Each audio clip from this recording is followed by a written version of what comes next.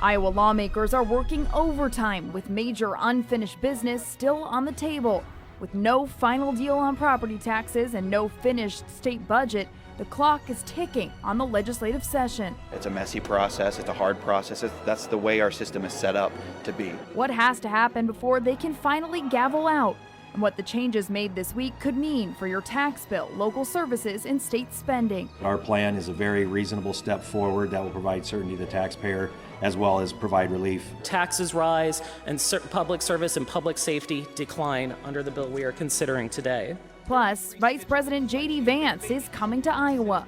What his stop says about the state's high-stakes races and whether a vice presidential visit can shift momentum ahead of the midterms. You're watching KCCI 8 News Close Up. Good morning. Thanks for joining us for KCCI 8 News Close Up. I'm Chief Political Reporter Amanda Brooker. Well, state lawmakers are now in overtime at the Iowa State House. They passed day 100 last week and stopped getting paid. That means the pressure is on to finish their work and go home, especially with several lawmakers gearing up for the midterm elections. But one of the biggest promises that lawmakers made to Iowans is still unresolved: cutting property taxes. This morning on Close Up, where the fight stands right now, what's holding up a deal, and what it all could mean for your tax bill and for your community. There's been 2 years of work and 4 months of closed-door negotiations to cut property taxes.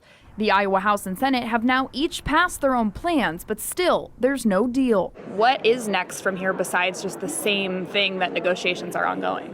We're going to continue to have the conversations with the governor and the Senate. The two chambers remain far apart on how much relief homeowners should get and how tightly cities and counties should be limited. House Republicans want to change the system so that local governments can only collect 2% more in property tax revenue each year. They're calling it a hard cap on local budgets. Senate Republicans want more of a soft cap, still limiting local revenue, but providing some flexibility in case inflation spikes or unexpected costs pop up. A couple of the differences that we feel pretty strongly about is making sure that if there's going to be a cap, there are hard caps in the bill, not based on certain inflators and other things. I know that's a disagreement that we have, but we'd love to have a conversation if maybe there's a hybrid or a place in which we can negotiate that. There's some differences yet, let's be honest, right? There's some differences yet. The Senate's approach has always been to try to find a way to provide property tax relief for homeowners in the state of Iowa. We also understand that Iowa has the worst bridges in the country. Our infrastructure dollars aren't stretching as far as they once did. The Senate plan also makes changes to the gas tax, allowing an automatic yearly increase of up to 1 cent per gallon if triggered by inflation. That revenue would be dedicated solely to fixing roads and bridges. The House bill does not include that change. The two chambers are also divided on whether older Iowans should get a tax break and if rental properties should be taxed more. Despite the differences, both sides say they feel confident they'll reach a deal and gavel out. House Speaker Pat Grassley says that could happen as soon as next week. I don't want to sit here and say that's a guarantee, but we have told the caucus to come here next week with the mindset that we'd like to be in that position for next week. And I think with the developments on the budget, now that we've moved to property tax bill, I think that is a realistic possibility. Now, aside from property taxes, lawmakers still have other work they have to get done before they can adjourn. They need to finalize the state budget. And another top Republican promise on property rights and eminent domain also remains unresolved. And it's not clear whether we'll end up seeing any action on that this year. Still, lawmakers did move several other major bills last week. Governor Kim Reynolds' so-called Make America Healthy Again bill is now passed the legislature, and it's on its way to her desk to be signed into law. The bill would continue Iowa's policy blocking SNAP benefits from being used to buy some items like candy and soda. It would also allow ivermectin to be sold over the counter. That's a drug that's used to treat parasites, but it became politically controversial during the COVID-19 pandemic. The bill would also ban certain food dyes and additives from school meals, and students in kindergarten through 5th grade would be limited to no more than 1 hour a day of screen-based instruction. The Iowa Senate also approved a new tax targeting nicotine pouches and vape products. That means containers of things like Zyn, those nicotine pouches, would face a new 5-cent tax, with larger packs paying more. Vape liquids would also be taxed at 5 cents more per milliliter. Supporters say the new money would help fund childhood cancer research, but critics say the state should be raising that tax higher than 5 cents to prevent cancer, saying the proposal doesn't make the products expensive enough to deter use. We need to be focusing more effort on prevention, on deterrence, The best way to do that is to raise the price of cigarettes and nicotine. This is a tiny step in the right direction, but we need to do so very much more. Yes, it's a tiny step forward. But for families who have a little one with cancer, they are begging and pleading and praying for their little one to take a tiny step forward. So I think this is the least we can do. That bill now moves to the Iowa House, where lawmakers would need to sign off before it could reach the governor. The Senate also passed a bill that would change the speed limit from 55 miles an hour on some Iowa highways to 60. That means drivers, you may be able to go a little faster. Now, this would not raise the speed limit on every road in Iowa. So if there's already a posted speed limit, that sign would still apply. The bill also updates Iowa's rules for minor speeding tickets. The bill already passed the House. That means it is now on its way to the governor's desk to be signed into law. Another major move at the State House last week, Iowa Senate Democrats have blocked 2 of Governor Kim Reynolds' nominees, including the head of Iowa's Health and Human Services. That's Larry Johnson, and he did not receive enough votes for confirmation. That means he cannot remain in the role leading one of Iowa's largest agencies. Democrats pointed to concerns about transparency, Medicaid services, foster care reforms, and communication from the department. Now, Republicans pushed back, pointing to Johnson's record in state government before taking over HHS and his work to improve rural health care. They also warned the decision could disrupt services. Now, Johnson can remain in the role for up to 60 days as the governor decides whether to seek another vote, appoint an interim, or choose a new nominee. Another Reynolds nominee for the State Board of Education was also rejected. Now, these votes also show the new power that Democrats gained after breaking Republican supermajority, giving them enough seats to stop nominees like these 2 who need 2/3 support to pass. Well, still to come on Close Up, Vice President J.D. Vance is headed to Iowa. What his stop here signals about our state's high-stakes races and whether a vice presidential visit can move the needle ahead of the midterm elections.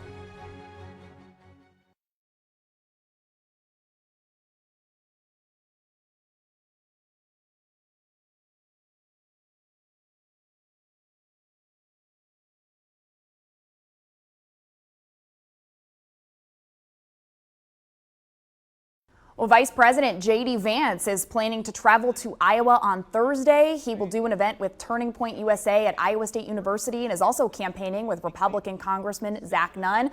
To help us talk about what this means for how Republicans view Iowa and our races here, this morning we have Mason DePalma with the Republican State Leadership Committee joining us. Mason, thanks for being here. Yeah, thanks so much for having me. Well, obviously the vice president is coming to Iowa at a time where we have several major races, congressional and statewide. What does his visit say about how Republicans nationally view Iowa and the stakes here? Yeah, well, first and foremost, we're very excited as Republicans to have the vice president going out to Iowa. And it's really exciting to see not only him, but the president in general hitting the campaign trail because, when we talk about, who's able to make the case the best, it is those 2 gentlemen. I mean, you saw it very clearly in 2024, how they were able to, sort of talk about the issues. And obviously, Iowa is a state that went, for Donald Trump twice. And obviously, what goes on at the federal level has a lot of implications to what we focus on down ballot as a committee. Now, anytime a top Republican or Democratic official comes to Iowa, there's obviously presidential speculation.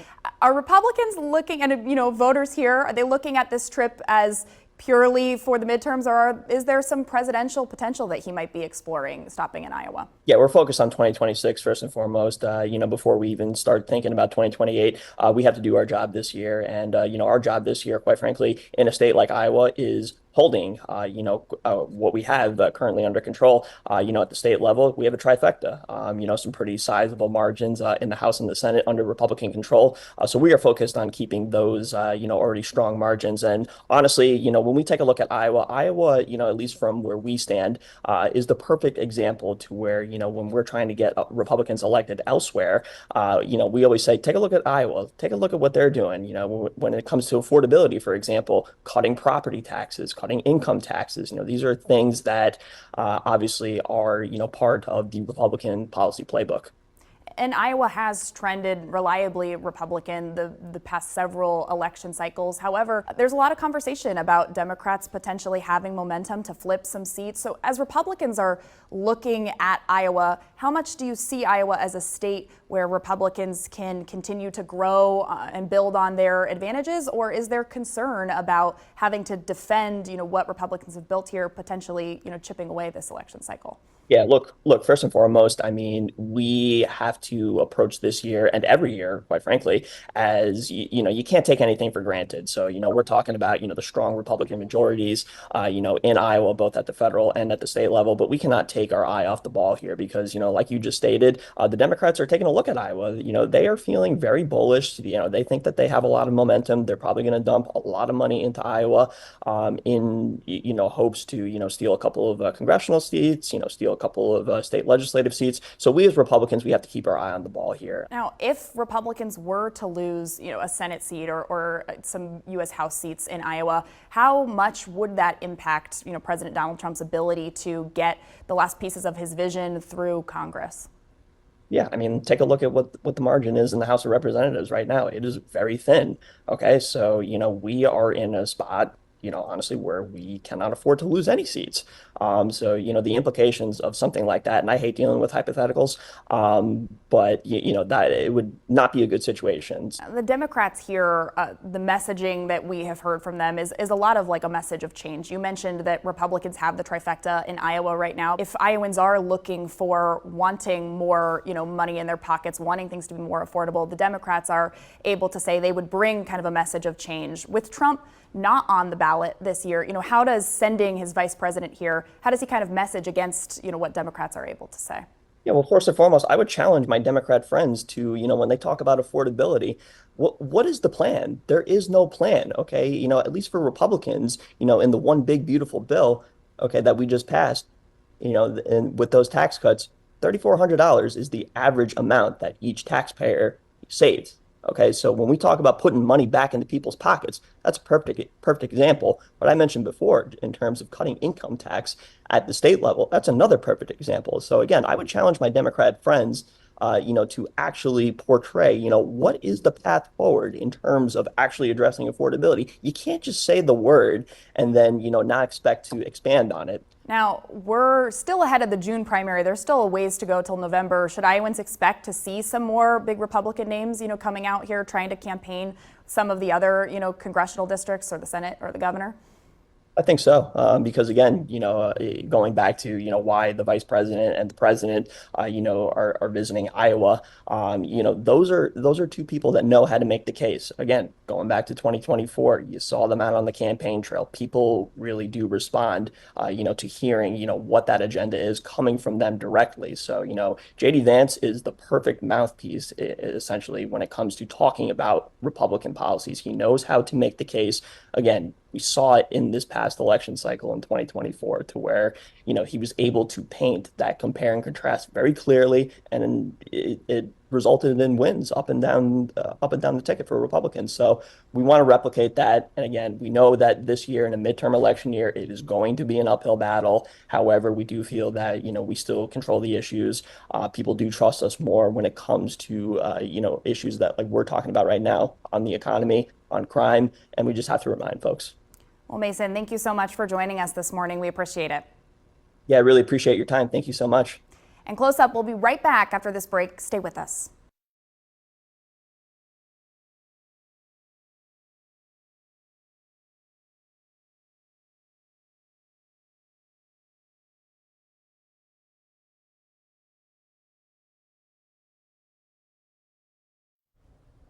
Welcome back to Close Up. Next week, Vice President J.D. Vance is stopping in Iowa. He's talking with college students, campaigning for Republican Congressman Zach Nunn, and delivering the Trump administration's pitch directly to Iowans. Now, we just heard from the Republican State Leadership Committee about the visit. On the other side of things, we have Erin Moynihan with us this morning. She is a senior Iowa Democratic advisor. Erin, thanks for being here. Thanks for having me, Amanda. So glad to be here. Yeah, well, we've seen President Donald Trump come to Iowa already to campaign in the midterms. Now we're seeing the vice president come here.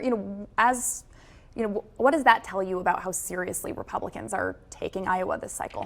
Well, as Amanda, I think that it's safe to say that the center of the political universe is going to be once again on Iowa. We've been saying all eyes on Iowa, and I think that's for a number of reasons. One, for the first time in a long time, we have an open Senate race. We also have an open governor's race.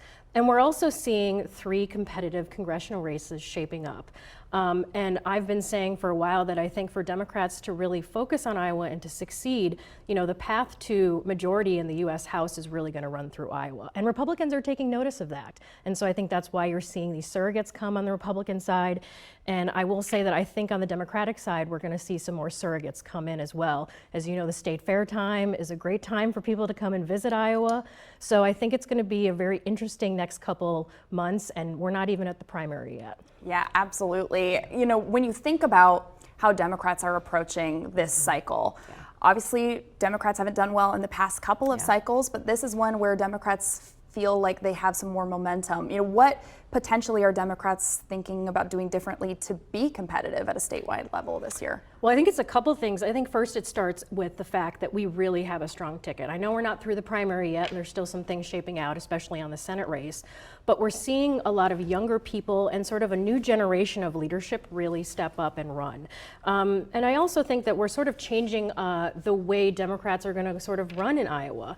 We're going back to the basics. We're focusing on grassroots. We're focusing on talking to your friends and neighbors face to face, having those conversations one-on-one with people to really understand what is it that is important to you, what's going to help make your life better. And I think that Democrats just kind of have to return to that in Iowa, and that's what we're going to see this cycle. Is you're starting to see campaigns sort of beef up their staff, you're starting to see them hire organizers. And I think we're going to see a lot more just robust campaigns grow. And so it's going to be a really exciting time for Democrats here in Iowa. When Democrats are knocking doors, starting to have kind of those conversations, what are the issues? Because there's been a lot of conversation about Democrats figuring out what their message is this cycle. What are the top concerns you guys are focusing on? Well, I think to me and to a lot of what we're hearing, what I'm talking to a lot of Democrats and just out there talking to campaigns is, I think Iowans are starting to notice what happens when you have 1 decade of a party rule in this state. We're seeing ourselves 48th in economic growth, #1 in cancer. We're seeing costs continue to rise. We're seeing healthcare clinics close in small communities. And Iowans are looking around and thinking, this isn't the Iowa that I used to know. And so I think that a lot of that is sort of, you're seeing that sort of finally Iowans kind of wake up and see maybe the Republicans aren't the ones with all the answers, and maybe there's another option out there. And so I think you're going to see a lot of Democrats really hone the message in on those kitchen table issues, the rising costs, the health care. What does it mean, that on average, I would say, families are paying about $2,000 more, under the Trump administration this year. So I think that it's going to be really interesting. But again, I think Democrats are just focusing on the basics and those kitchen table issues. We only have a little bit of time left, but talking about strategy-wise in Iowa, do Democrats double down on just trying to get their voters to turn out who maybe stayed home last time, or do Democrats need to reach across the aisle and try to persuade swing voters? No, you're right. That's exactly, I think, what Democrats are focused on, is reaching those swing voters, reaching those independents. Because if we've been a state where we voted for Obama and we voted for Trump, and I think that you need to really win those independents in order to win statewide. And so that's why you're seeing a lot of messaging geared towards independents and also just putting partisan politics aside and focusing on public service and public policy. And I think that's what Iowans are really wanting to see this cycle. Well, Erin, thank you so much for joining us. I know we're just a few months now, or less than that maybe, to the June primary, and then November's going to be here before we know it. So we appreciate you joining us. Thanks, Amanda. Glad to be here. Well, still to come on Close Up, the emotional goodbyes from state lawmakers heading home for the final time. The retirement speeches on the House and Senate floor that remind us politics is personal too.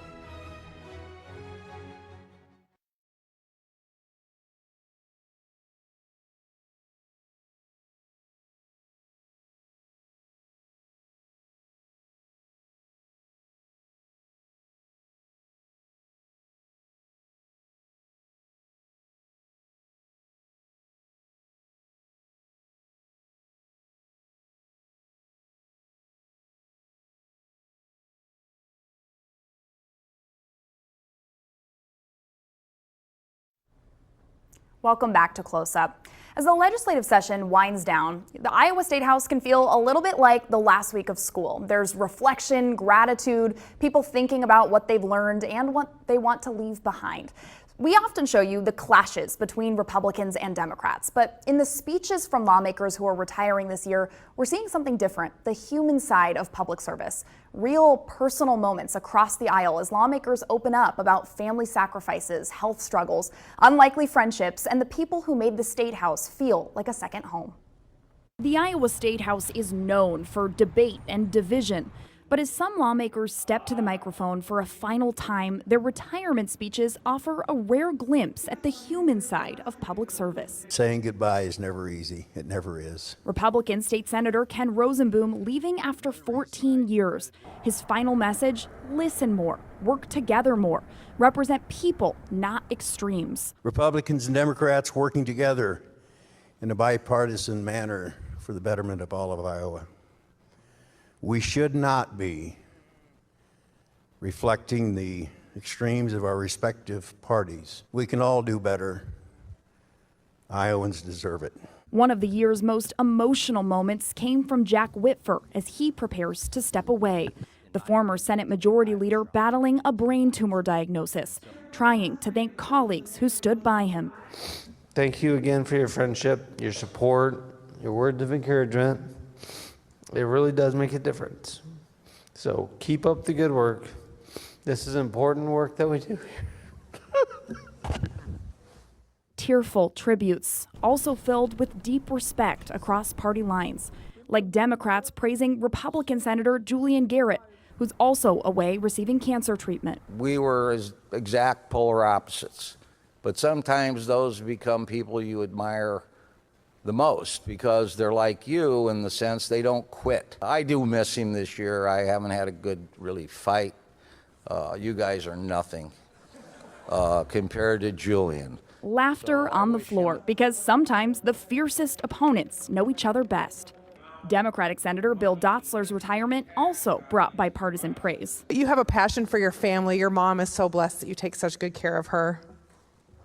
But you care for everyone in the state. The state, Iowa, is better because you're here. 3.2 million lives are better because you spent 30 years serving here. And then something you don't usually hear on the Senate floor. You're also a Beatles fan. A Republican and Democrat singing together. Hey Jude, refrain. Don't carry the world upon your shoulders. For a moment, the politics disappeared. And in the House, emotion from Representative Zach Deacon, leaving to spend more time with family. I hope and I pray that I've made a positive and lasting impact on others. To the glory of God. Thank you. These speeches are personal, about kids missed at home, parents getting older, friendships rarely seen outside this building. Because after the cameras leave and the votes are counted, public service is still deeply human. And sometimes the final speeches say more than any debate ever could. A side of lawmakers we see often but don't often get to share with you. Thanks for joining us this morning. Have a great day.